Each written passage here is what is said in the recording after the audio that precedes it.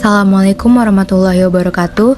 Kami dari kelompok 2 akan menjelaskan tentang bukti beriman. Bukti beriman yang pertama yaitu memenuhi janji. Adapun kata janji dalam bahasa Arab adalah akad. Menurut bahasa, akad berarti perjanjian atau ikatan yang kuat. Jadi, memenuhi janji merupakan kewajiban dan menjadi tanda orang itu beriman atau tidak. Itu sebabnya jika dikaitkan dengan makna bahasa, maka janji itu harus ditepati dan dipenuhi. Dan kita diingatkan bahwa setiap janji itu akan dimintai pertanggungjawaban. Janji terbagi menjadi dua bagian. 1. Janji kepada Allah Subhanahu wa Ta'ala, bahwa semua manusia tak terkecuali pernah melakukan perjanjian kepada Allah Subhanahu wa Ta'ala di dalam ruh atau rahim, dan bentuk janjinya adalah nanti jika sudah di dunia akan mengimani Allah sebagai Robnya dan berjanji menjadi hambanya yang taat. 2. Janji kepada sesama manusia. Janji kepada manusia adalah janji-janji yang sudah dibuat dan disepakati, baik sebagai pribadi maupun dengan lembaga atau pihak lain. Manfaat memenuhi janji. 1. Mendapatkan predikat sebagai mutakin dan menjadi sebab tergapainya sifat mutakin. 2. Menjadi sebab datangnya keberhasilan, keamanan, dan ketentraman, serta jauh adanya konflik dan perselisihan. 3. Menghindari pertumpahan darah dan menjaga dari mengambil hak orang lain, baik dari pihak muslim maupun non-muslim. 4. Dapat menghapus kesalahan dan menjadi sebab dimasukkan ke dalam surga.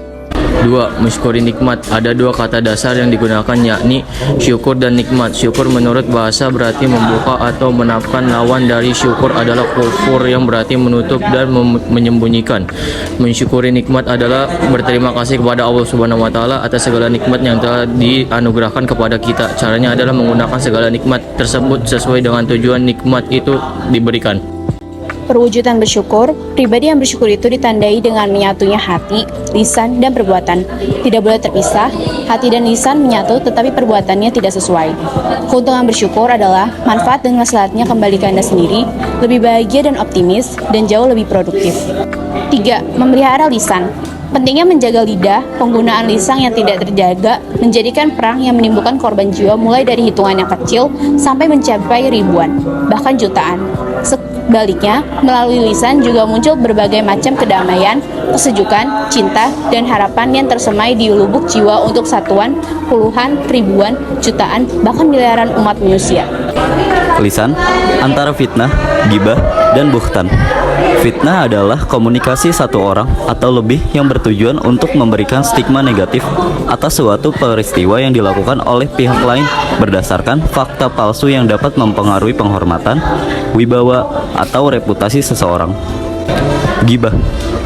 Gibah adalah membicarakan orang lain yang tidak hadir, sesuatu yang tidak disenanginya, termasuk yang dibicarakan itu, sesuai dengan keadaan orang yang dibicarakan. Jika yang dibicarakan itu keburukan orang disebut tidak disandang oleh yang bersangkutan, itulah yang dinamakan buhtan atau bohong besar. Menutupi aib orang lain. Aib adalah celak, cacat, nista, noda, perilaku hina. Begitu beratnya keburukan akibat aib yang dibuka. Maka siapapun kita, jika mengetahui aib, maka hendaklah kita menutupi dan menyimpan rapat-rapat aib tersebut. Jangan sampai malah disebar ke khalayak ramai. Macam-macam aib. Aib zohir, aib tersembunyi. Aib zohir yaitu aib yang nampak dan dapat diketahui secara lahir jika diperhatikan betul. Aib tersembunyi yaitu aib yang tidak nampak karena disembunyikan, tidak terlihat meski sudah diperhatikan betul-betul. Aib dan medsos. Di antara penyalahgunaan teknologi adalah orang jadi begitu mudah membuka aib orang lain. Hal ini boleh jadi dilatar belakangi adanya rivalitas atau persaingan, persinggungan kepentingan. Dapat disimpulkan bahwa aib itu harus ditutupi, jangan mudah menggerakkan jari yang dikaitkan dengan medsos. Teliti dan selektiflah dalam menerima informasi. Allah Subhanahu wa Ta'ala melarang orang beriman melakukan prasangka buruk, mencari-cari kesalahan pihak lain, dan melarang bergunjing. Akibat dari aib. Aib bukan saja membawa mudarat atau bahaya kepada orang yang bersangkutan, tetapi juga kepada pihak lain termasuk masyarakat luas.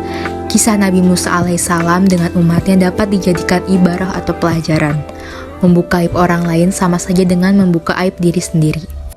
Sekian dari kelompok kami, mohon maaf bila ada kekurangan dan kesalahan kata. Wassalamualaikum warahmatullahi wabarakatuh.